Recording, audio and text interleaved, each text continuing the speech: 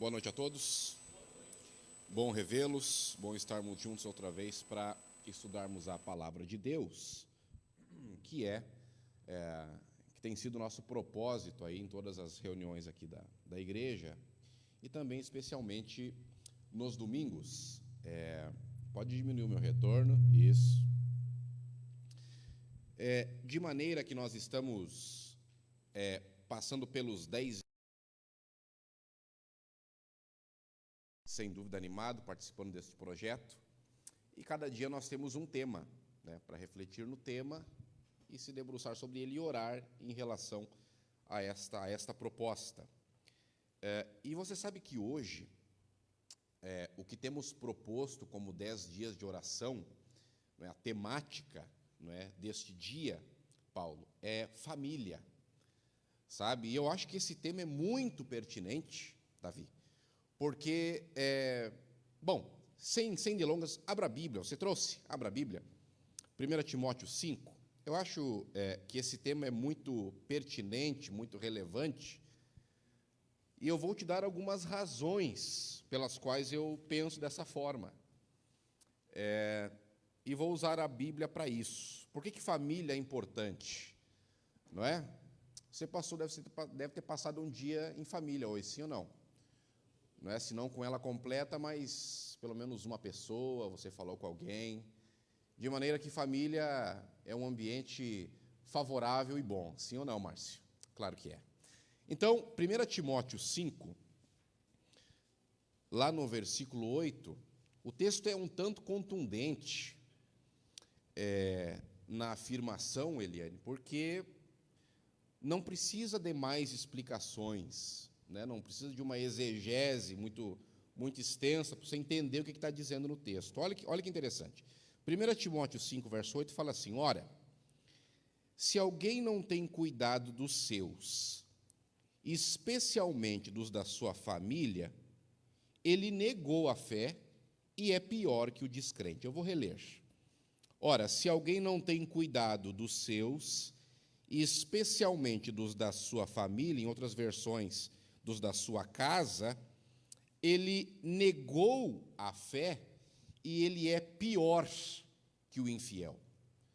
Não sei se você conhecia esse texto, mas ele fala a respeito de família. E quando esse tema é abordado, eu quero considerar com vocês que a primeira instituição criada, quando tudo foi criado por Deus, a primeira instituição não foi a igreja, por incrível que pareça.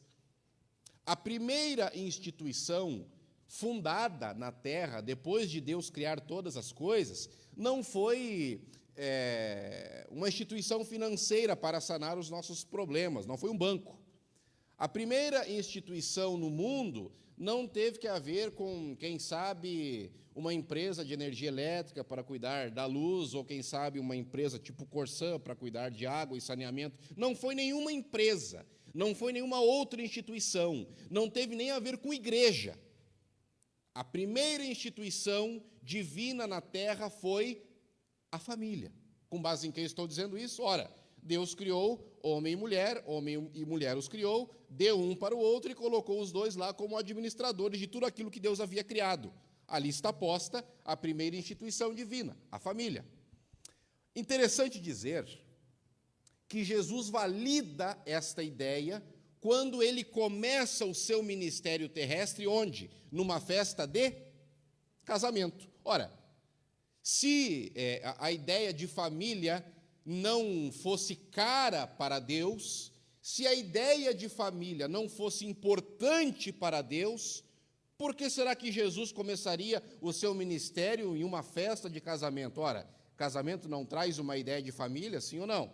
É claro que sim. Uma outra ponderação muito pertinente a ser feita é que a igreja ela é chamada de a noiva. Ora, se nós temos a noiva, nós também temos o noivo.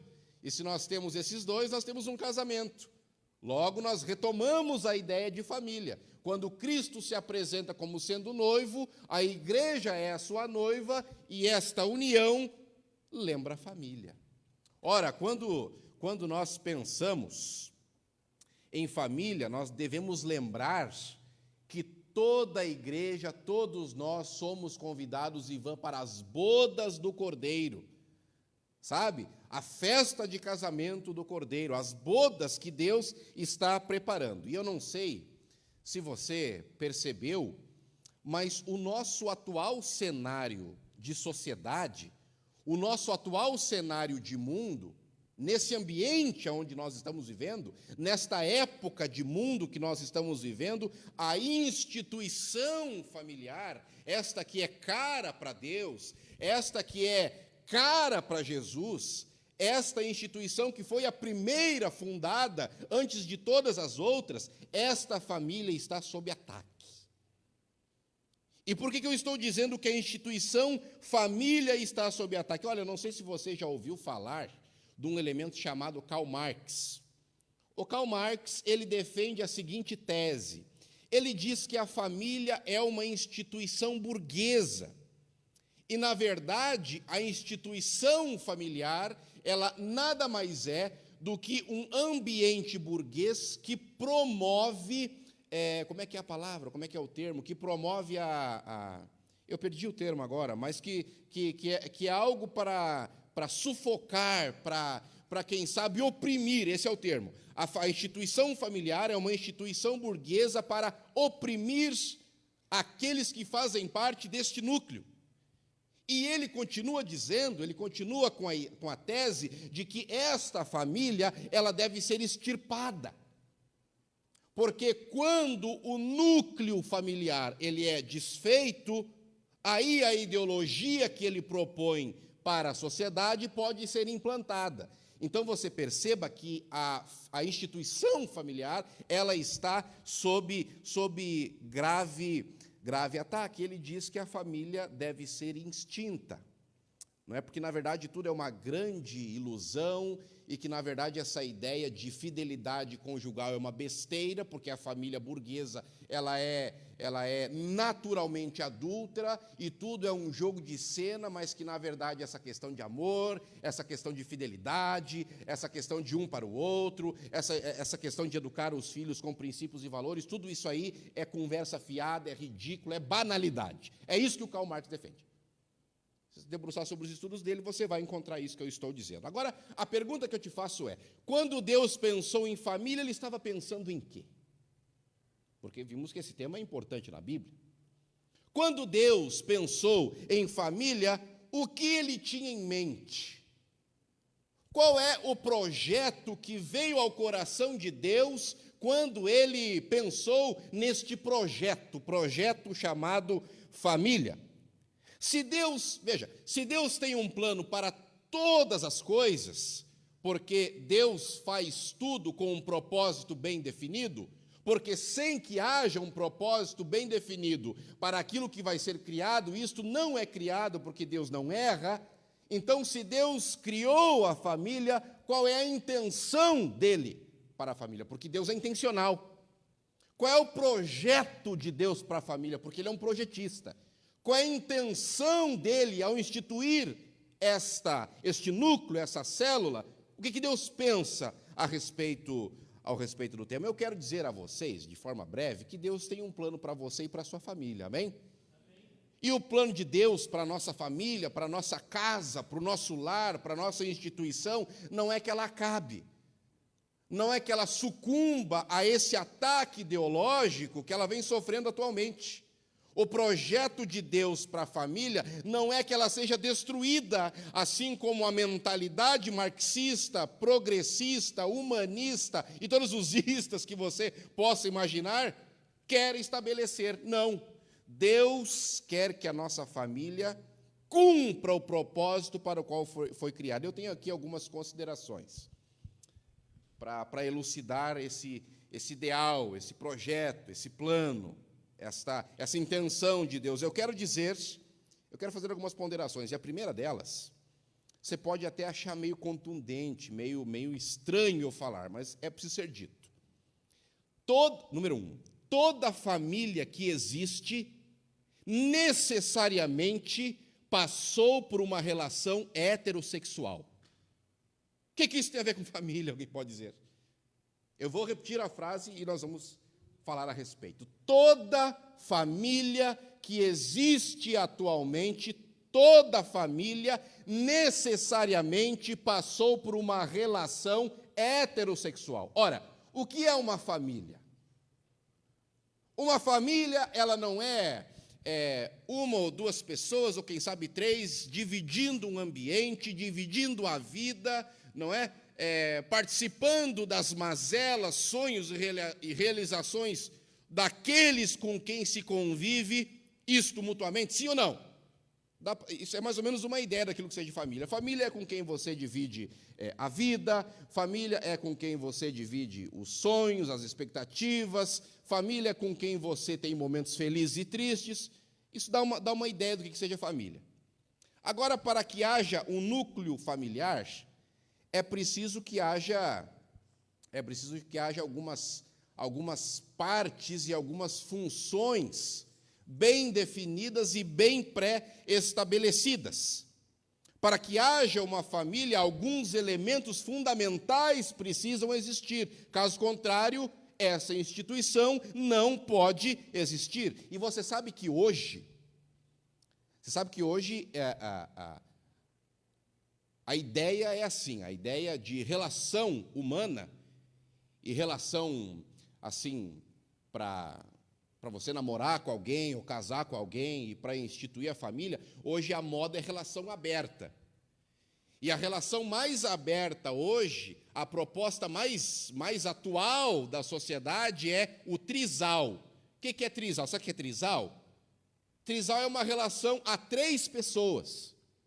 E aí podem ser 3 homens, podem ser 3 mulheres, podem ser 2 mulheres e 1 homem, pode ser 2 homens e 1 mulher, e isto é o que se defende como relação, não é? Inclusive relação familiar para os dias atuais. Então pode ser que 3 homens queiram ficar juntos e eles resolvem, sei lá, adotar uma criança, por exemplo. A isto se chama família. Mas eu quero dizer que se 3 homens quiserem formar uma família e adotar uma criança, necessariamente uma relação heterossexual teve que acontecer antes. Da mesma forma, se 3 mulheres quiserem casar, viver juntas, não é? 3 negativos não gera filhos, sim ou não? Sim ou não? 3 positivos gera filhos, sim ou não? Sim ou não, gente? Então, toda família que existe, ainda que se diga que qualquer coisa que se diga que é família, a Bíblia defende uma tese, a Bíblia tem um padrão, mas para aqueles que querem distorcer o padrão original, eu digo com esta palavra, com base nela, que para que exista uma família, para que nasça uma família, necessariamente uma relação heterossexual teve que acontecer. Trisal não é o tipo de família que Deus aprova. Claro, sim ou não? Tá bom. 2. Toda a sociedade é o substrato das suas famílias. Toda.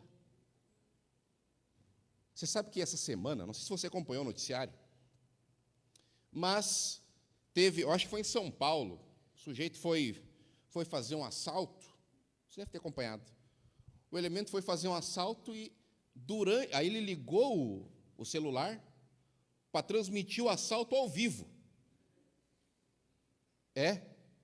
E aí, enquanto ele descia do carro, que já era roubado, e saía pela Marginal, lá em São Paulo, acho que é São Paulo, sim, para fazer um outro assalto, para pegar um outro carro, ele filmava.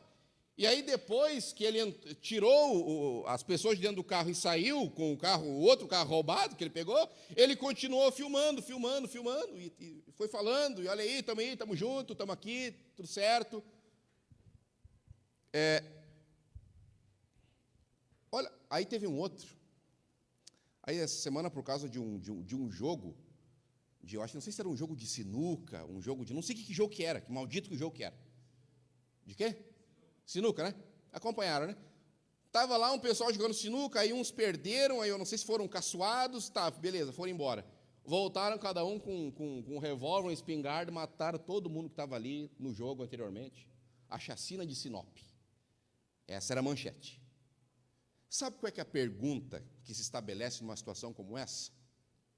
Quem educou a geração atual? É uma pergunta interessante. Porque nós olhamos para a sociedade e geralmente a gente costuma olhar para a sociedade colocando a culpa no governo, colocando a culpa na igreja, colocando a culpa na escola, colocando a culpa na vizinhança, colocando a culpa em alguns membros da família que não dão um bom exemplo. A gente costuma olhar para todo o panorama ao nosso redor e culpar a terceiros. A gente culpa a televisão, a gente culpa, sei lá, as culpas sempre são de outrem.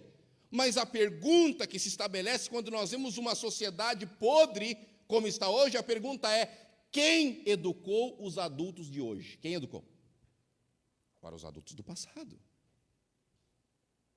Quem é que foi que deu as bases, quem transmitiu os valores que os adultos de hoje têm?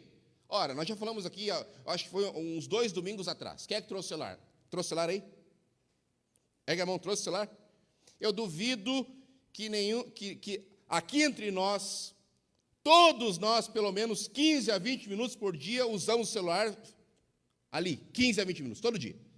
Se alguém não faz isso, você é um abençoado, você é diferenciado. Sabe aonde que esse vício no celular parou? Parou num delinquente filmando o próprio roubo. Você entende a gravidade do momento de mundo aonde nós estamos? Toda a sociedade é substrato das famílias, porque a família é a célula fundamental, é a célula matriz de todo esse núcleo imenso chamado sociedade. Nenhuma sociedade é melhor do que o padrão, o valor, não é? Das famílias que a compõem, nenhuma.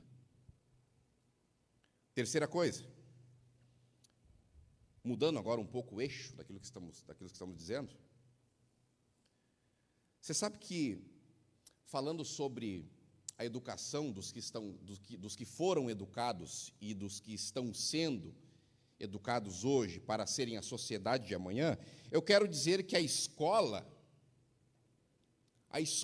é um ambiente de conhecimento e socialização, mas a família é um ambiente de princípios e valores. Eu vou repetir.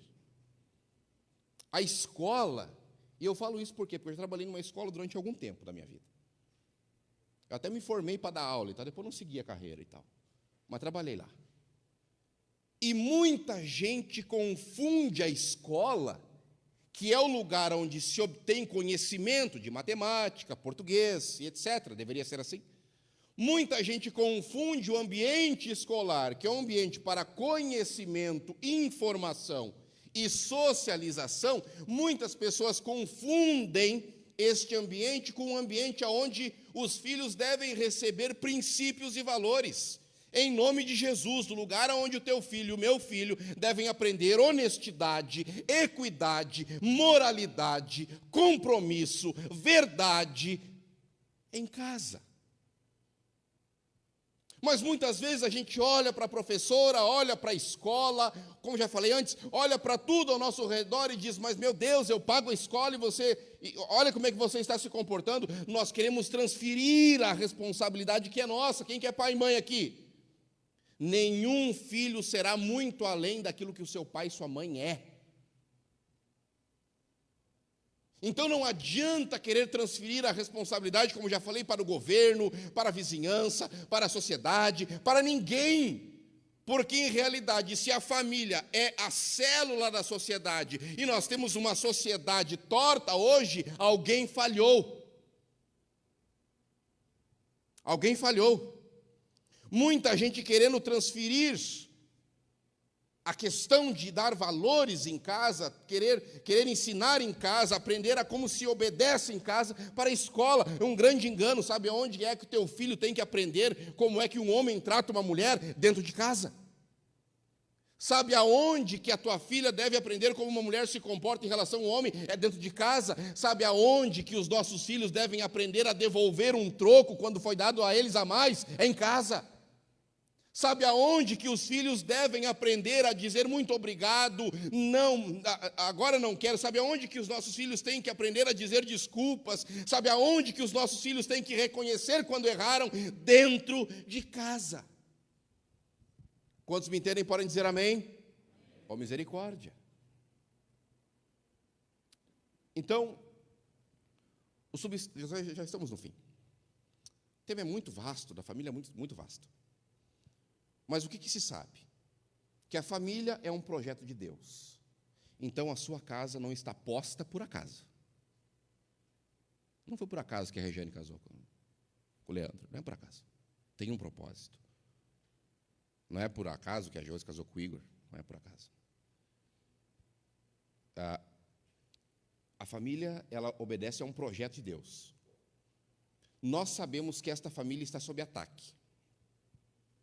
Uma vez sabendo que as famílias estão sob ataque, qual deve ser o nosso comportamento? Transferir a responsabilidade para outros? Não. Nós devemos chamar a responsabilidade para cada um de nós, ô Juarez. Não adianta. Uma outra coisa, só abrindo um parênteses aqui.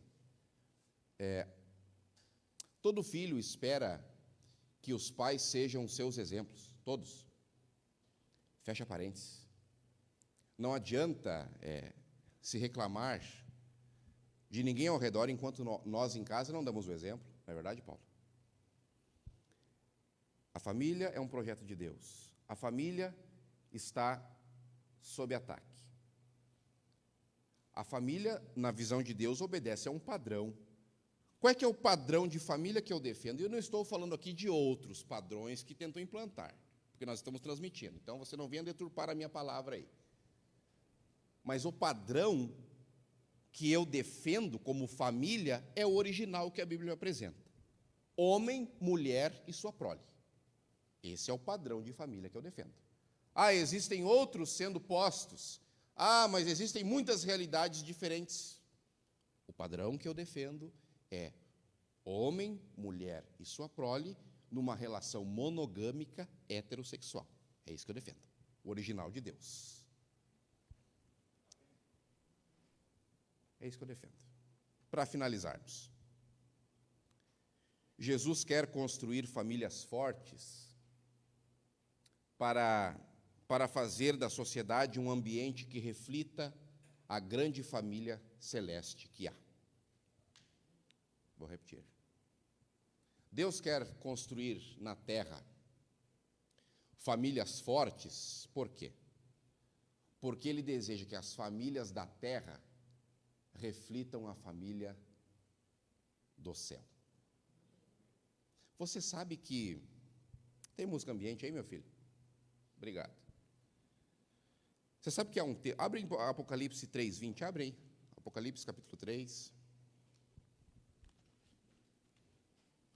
Apocalipse capítulo 3, verso 20. Eu acho que esse texto aqui é quase que chover no molhado. Você já até está recitando aí, né?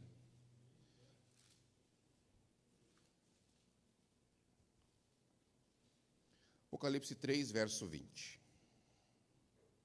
Fala assim: eis que estou à porta e bato. Se alguém ouvir a minha voz e abrir a porta, entrarei na sua casa, dentro da sua família, e nós cearemos juntos. Você já percebeu que na nossa família, muitas vezes na porta da nossa casa, da nossa existência, batem a porta muitos seres e muitas situações inusitadas? Na porta da casa de quem aqui a doença já bateu? Na casa de muitos de nós. Na casa de quantos de nós o desemprego já chegou? Na casa de muitos de nós. Na casa de quantos de nós uma relação conjugal quebrada já aconteceu? Na casa de muitos de nós. Na casa de quantos de nós um despejo por não conseguir pagar um aluguel já aconteceu? Pode ser que tenha acontecido. Na minha casa, na minha vida, já aconteceu assim. Falei aquilo outro dia. Conhecemos o Evangelho quando não tínhamos casa para morar. Ali Jesus nos encontrou, foi ali. Então, muitas coisas batem na porta das nossas casas todos os dias. brigas em casa, problemas financeiros, doenças, tudo de forma inesperada. Mas hoje eu quero finalizar dizendo que não é a doença que está batendo na porta da tua casa hoje. Não é o desemprego que vai entrar lá e tomar conta na tua casa hoje. Não é o caos financeiro que vai se estabelecer dentro da tua casa. Sabe quem é que está batendo na porta da tua casa, da tua família hoje? Jesus de Nazaré. Aquele que não conhece limites, aquele que não conhece impossíveis, aquele que sara todas as enfermidades, aquele que pode trazer de volta tudo aquilo que se perdeu dentro da sua casa, aquele que pode trazer de volta esse filho ou filha que foi embora quando abriu a porta para alguém que não era Jesus. Então hoje, Juarez, Jesus está batendo na porta de cada família aqui. A pergunta que se estabelece é: quem vai entrar dentro da sua casa? O Karl Marx, que quer destruir a tua família? Toda essa sociedade nefasta e podre, que quer dizer que pai não tem o seu lugar, que mãe não tem o seu lugar, que está tudo livre, que pode ser, as coisas podem ser como quiserem ser.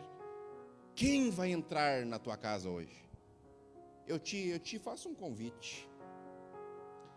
Permita que Jesus entre na tua casa. Permita que Jesus entre no teu casamento. Permita que Jesus entre na educação dos teus filhos. Permita que Jesus entre nas tuas finanças. Esta reunião que a gente faz aqui todos os domingos e todos os cultos da igreja, a gente não veio aqui socializar. A gente não veio aqui porque não tinha nada para fazer. A gente não veio aqui porque preferiu vir aqui do que ficar olhando ao Fantástico. Também é, mas veja, nós estamos aqui porque Deus quer reunir uma grande família. E você faz parte. A pergunta é, para finalizarmos: você quer permitir que o Pai entre em casa? Nós podemos recebê-lo hoje, porque Ele está batendo. Amém? Que Deus te abençoe poderosamente.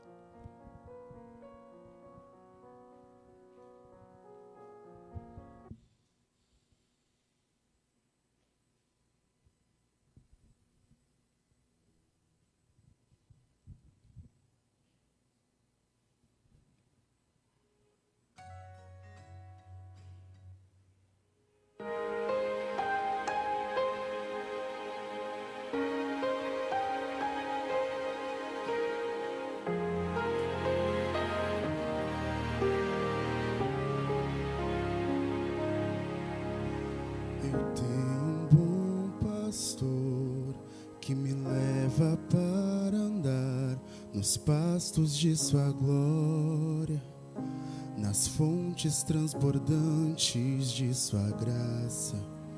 E esse bom pastor quer comigo falar, então me leva além, para um lugar de silêncio, para escutar sua voz, aonde o meu eu não fala, meu ego não emite som.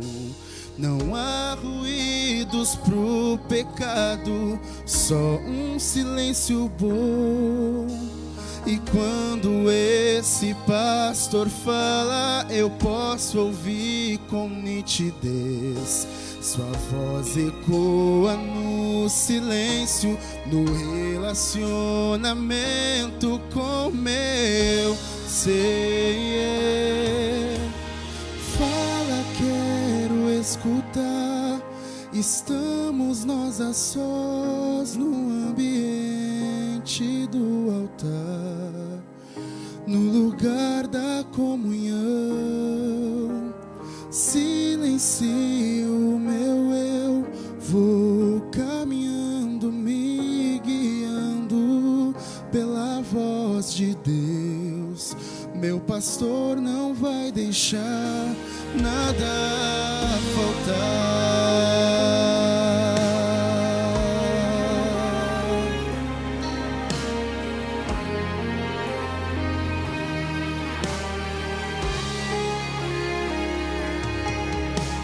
Aonde o meu eu não fala, meu ego não emite som.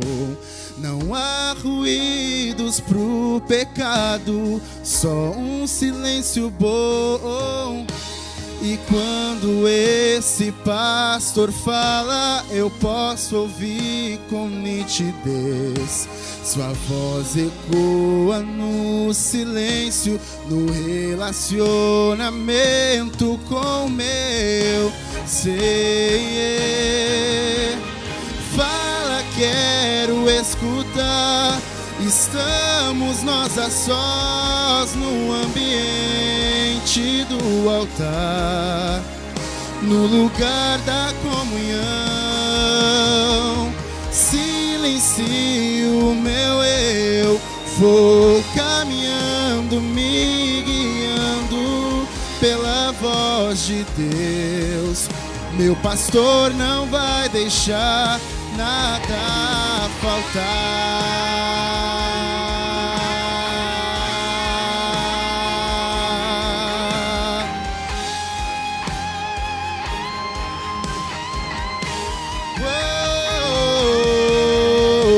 Fala, quero escutar.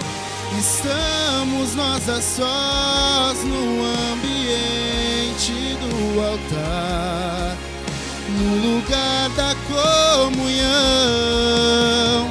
Silencio meu eu, vou caminhando, me guiando pela voz de Deus. Meu pastor não vai deixar. Fala, quero escutar. Estamos nós a sós no ambiente do altar, no lugar da comunhão.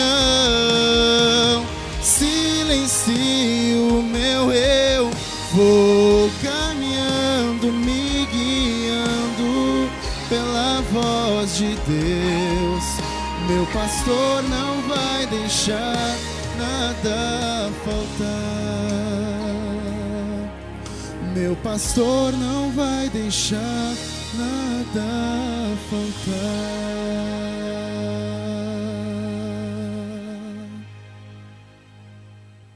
Vamos orar, pessoal? Bom que você veio, está convidado para estar aqui domingo outra vez, para mais estudo da Palavra de Deus, tá bom? Que a sua família seja abençoada, liberta, tocada, e que você tenha uma boa semana na presença de Deus. Deus, muito obrigado pela tua intenção de instituir a família. A família é o maior patrimônio que nós temos. A família é um lugar onde nós nos refugiamos, é um lugar onde nós crescemos, aprendemos, formamos o nosso caráter. E nós queremos te pedir que toda esta podridão, todo esse engano que tenta se dizer a respeito da família nos moldes que o Senhor nos orientou, que tudo isso não prospere dentro da nossa casa. Protege os nossos filhos, protege os casamentos aqui da tua igreja, que os casais possam se debruçar diante dos teus pés para não serem alvos do diabo, que quer promover discórdia, briga, separação. Nós queremos viver o teu projeto para a nossa família, que é felicidade, alegria, que é um ambiente favorável para o crescimento, para o desenvolvimento de princípios e valores, que pai e mãe entendam a sua responsabilidade e não queiram transferir a outrem aquilo que o Senhor deixou a eles como missão. E a tua palavra diz que a descendência do justo será poderosa na terra, que os filhos desta igreja, que são a próxima geração, cresçam com os teus princípios semeados dentro do teu coração, dentro do seu coração, arraigados dentro dos seus corações, para que o mundo de amanhã possa ser um mundo impactado pelo teu reino, impactado pelos teus valores, impactado pelos teus princípios. Por quê? Porque nós estamos vivendo a antevéspera da eternidade. E nós queremos já saborear aquilo que seja viver na grande família do céu a partir de agora. Unge pai e mãe, unge cada filho, para que nós possamos viver o céu que o Senhor quer instalar dentro da nossa casa. Nos dá uma semana com a tua proteção, com a tua graça, e nos conduz para cá domingo que vem outra vez. É o que nós te pedimos humildemente, em nome de Jesus, amém? E graças a Deus. Boa semana a todos, Deus te abençoe.